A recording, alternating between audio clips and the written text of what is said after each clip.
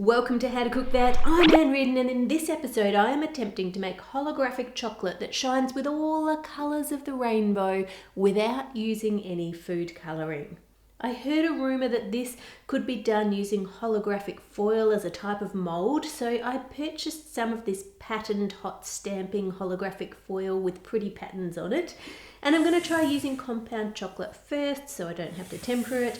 You can just melt compound chocolate in the microwave, 30 seconds stir and repeat until it's melted. Cut a strip of this stuff off and pour on the chocolate. I have a couple of different patterns here, so I thought I'd test them both together. Spread it out and wait for that to set. Then flip it over and let's see.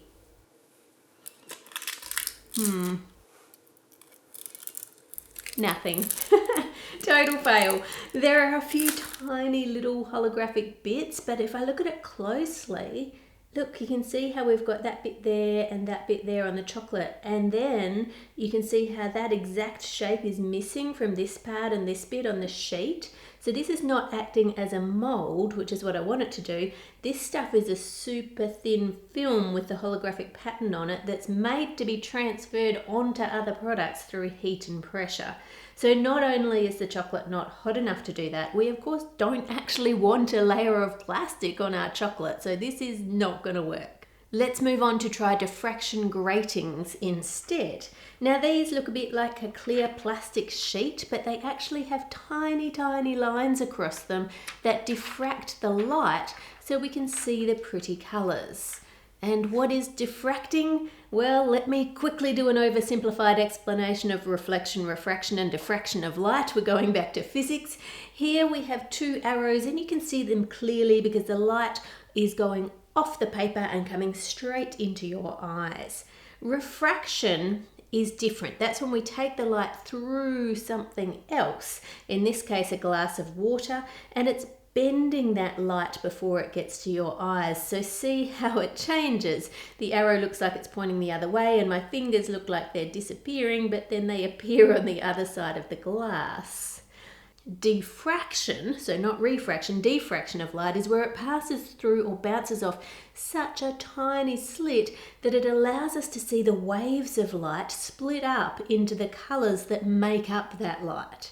So looking at this candle through the diffraction grating, we can see the white light in the centre, and then we can see it split up into the rainbow of colours on the sides. Those colours are what combine to make white light. You may have heard of some white lights being referred to as warm or cold coloured, and that just depends on how much blue there is in comparison to the red. If we look at these two LED lights that I have, they're both a colder LED colour, and you can see there's a lot more blue there than there is compared to the red. If we look at the sun through a diffraction sheet, well, in real life, do not look at the sun directly, obviously, it will damage your eyes, but my camera can look for us, and we get these beautiful looking rainbows. You can see the red, green, blue there, but you can also see the purple and the yellow. We're getting that full spectrum of colour that's all combines to make that nice, pure sunlight colour that we get. So if we want our chocolate to diffract light so we can see the waves and rainbow colours, how small do the lines have to be? Well, the diffraction grating that I have here has 13,500 lines per inch, or about 500 lines per millimetre, which means each line is about 2 microns apart. If you're like me, microns is not a scale we use very much, so to put that in perspective, a watermelon seed is about 15,000 microns. Makes it sound really big, doesn't it? A normal crystal of white sugar is about 400 microns, and a tiny grain of powdered sugar is only 80 microns. We can't see things that are smaller than 35 microns unless we use a microscope, but with our tongue we can feel the texture of it. If it's more than 30 microns, it's gritty. It's like it tastes weird. Amazing, our tongue can feel what our eyes can't even see. But remember, the lines on this sheet are only 2 microns apart. So are we even going to be able to get the chocolate into that smaller space?